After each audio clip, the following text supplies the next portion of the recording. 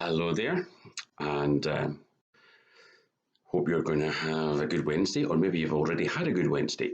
Either way, hope it's been positive. Um, I guess there are times when it's important just to kind of, well, maybe not be guided so much by the newspapers, at least recognise the reality of what it is they're saying. I'd mentioned yesterday that there was a report out that basically was saying that quite a significant psychological outcome of the last 6 months in lockdown was the fact that people were suffering from um, a heightened experience of anxiety. Men had been experiencing heightened levels of loneliness, but it was women who had greater experience of stress, worry, anxiety. And I think it's more just because anxiety nowadays would increasingly be seen as a diagnosable kind of illness. And so, you would go to the GP and you would get medication. Anxiety is something which is very serious. But the report had noted the fact that it was women who were experiencing it significantly more than men, and it was having an accumulative effect. Hence the reason why it seemed reasonably appropriate to have some kind of focus on it. So, yesterday, we need to come to terms with the fact that not only do we not know the future, but we'll never know the future. And so, in that sense, worrying about something over which we have no control is something that we need to hand over to God. And we should also recognize that we're not alone. The 2 points I'm wanting to make this morning. What anxiety can do is make us forget the past. And we can forget the fact that God has never failed us in the past. Anxiety tends to mean that it clears the desk in your mind of everything other than what it is you're actually getting stressed about. And as a consequence, I've said it before in church, I've said it before in these thoughts for the day. I remember, I think it was definitely the 9th of August. I'm trying to remember which particular year it was. So I think it might have been 2009. Can't be sure. But we were walking back off the beach at Sana Sands in Ardnamurchan. And I remember consciously thinking, not just this has been a fantastic day, but the fact that Ross was going to be kind of, at the very least, making plans to go off to university, where things were going to be heading. And I realised this was going to be, if not the last, then potentially the last. And it was more, rather than be worried about the fact that it was going to be the last time that all 6 of us together was on a holiday, I wanted to remember the day for it being the blessing that it was. I remember the blessing because I need to remember it when there's times when it feels as if everything's just, rubbish and it's not working and this lockdown stuff's never going to end.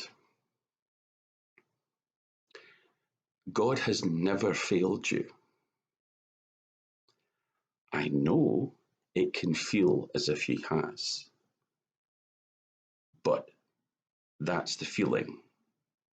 That's the anxiety dictating your emotions.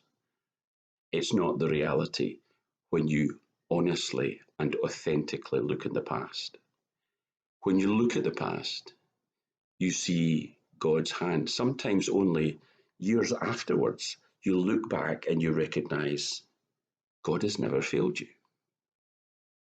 We need to remember God's faithfulness to us. Don't focus on your lack of faithfulness to him. Focus on the fact that faith is actually a two-way thing. when we give him precious little reason for doing so, God is faithful with us because he is faithful because it's who God is. Psalm 37, verse 25. I have not seen the righteous forsaken or his children begging for bread. God will not forsake us. God has not failed us. It is very important you get this one single point. There's going to be 2 points, but this is very important. You must not look to the future and forget about looking at the past. You can dwell and obsess on neither of them because you have to deal with the present. But as you look to the future and get those anxious feelings, you must also look to the past and recognize God's presence, God's blessing, God journeying with you. You remember all the times when God has been there for you. And then you have confidence about the future. God has never failed you in the past. That's a pretty good indicator he's not going to fail you in the future. Another point to bear in mind, God is both good and sovereign. That's maybe a bit overly theological. Let me put it this way. For those who have an easier time believing that God is sovereign, king, in charge, in total control, then God, therefore, is strong enough to deal with everything. And so God is strong enough to stop all the bad things, bring the virus to an end, stop lockdown. Therefore, when you have that emphasis on God's sovereignty, it's easy to begin to doubt his goodness, because if he's able to do all that, why doesn't he just go on and do it? Why are we going through all this hassle and pain, not to forget death as well? The thing is, God is sovereign, but he's also loving. The problem is when you emphasize the lovingness, for those who put their trust in God and struggle to recognize his goodness, who focus on his goodness, you kind of, he's on our side, but he might be good in the sense that he's positive towards us, but he's not big enough to actually take control of the virus and stop it. So he doesn't always seem to be powerful if you focus on his goodness. So it's this sense of you have to choose one or the other. God is either good or sovereign. God is either compassionate or pure. God is either loving or holy. There's these things where if he's going to be that, then he can't be that as well. And the difficulty is, and the Bible isn't always necessarily that helpful in explaining it. There are times when I think it's just a paradox. Jesus is both 100% divine and 100% human.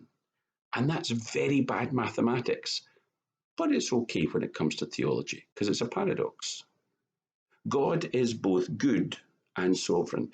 God is in charge and holy and completely good. He is in total control of your life, and he works all things for the good of those whom he loves. Romans 8:28. We may go through difficulty. We absolutely will go through difficulty, but he will walk us through it and will give us the grace to cope with it. His grace is sufficient. 2 Corinthians 12, verse 9. When you approach these things, especially if you've got an atheist who's giving you commentary on faith, then it's blind faith, and we're all just kind of daft, but we kind of want it to be true. The reality is, it is often difficult to see God's sovereignty, the idea that he's in charge of everything, because it doesn't always seem like it. But he is, and his goodness goes with us to help us and support us every step of the way. That truth, that paradox, should give us strength as we seek to cope and seek to go on. But one, if you're going to get anxious and as you look forward, look backwards as well and recognize he's never failed you up until now. He's not going to start.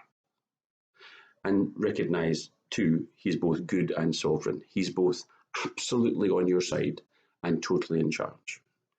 And if there are times when it doesn't feel like it, then just defer to the fact that God's in charge. Might not be for you what I've just said this morning. It might be for the person that you meet later on today. It might be for the family member that you have time with later on this week. Be wary of thinking everybody else has it together and you alone are the ones who've got, concerns. Women especially appear, if this study is to be believed, very adept at putting a face on. And I'm not talking about makeup. I mean just wearing a mask. And I'm also not talking about that mask. I mean, everything's fine, everything's great, let's keep going. That mask. The mask of false positivity.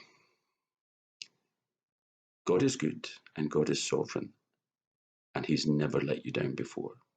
Take those truths with you and share them if you can.